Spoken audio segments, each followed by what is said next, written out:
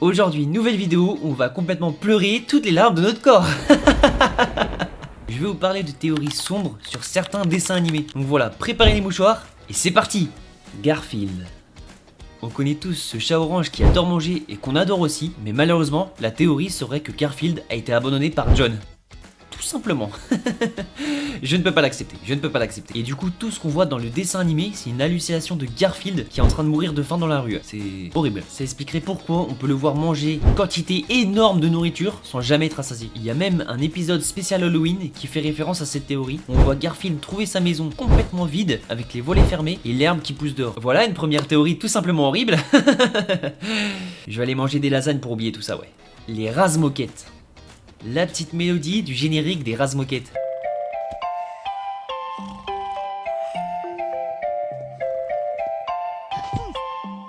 Alors je vais pas parler de la théorie assez connue qui dirait que Angelica a tout inventé pour lutter contre les petits problèmes de la vie. Non, enfin on va quand même parler d'Angelica, mais plutôt comment ses parents la délaissent. La théorie serait qu'Angelica est en danger car ses parents ne s'occupent pas du tout d'elle. Sa mère est très souvent au téléphone et son père est certes un petit peu plus présent, mais c'est surtout que pour lui offrir des cadeaux, pas pour s'occuper d'elle. En plus de ça, Angelica est une enfant négligée. Elle porte des vêtements mal ajustés, sales ou inadaptés au temps qu'il fait dehors. Elle doit même souvent s'occuper seule des bébés. Il y a même un épisode où elle se casse la jambe et elle est complètement laissée toute seule dans la maison. Maintenant que je vous ai dit beaucoup d'informations, je vais vous dire l'âge d'Angelica. 3 ans, tout simplement.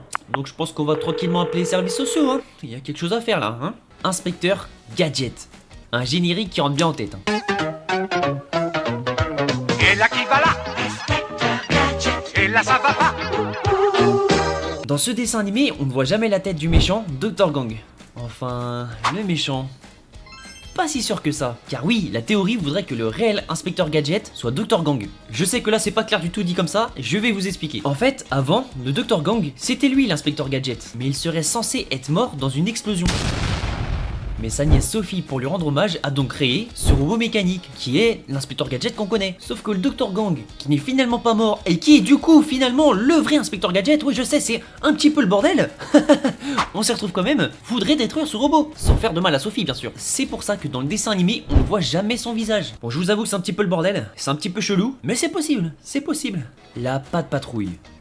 Le dessin animé à la mode, le big boss de la nouvelle génération, j'ai envie de dire. Patrouille, vite ils repartent en vadrouille. Un chiot a disparu, c'est clair? Oui, car d'après la théorie, Ruben, qui est 6ème, dit être le dernier. Comme on peut le voir sur l'engin de Zumba, il y a un numéro 7, ce qui voudrait dire qu'il manque un chiot. Serait-il parti? Disparu? Ou même mort? Bon, je vais aller pleurer un petit coup, moi.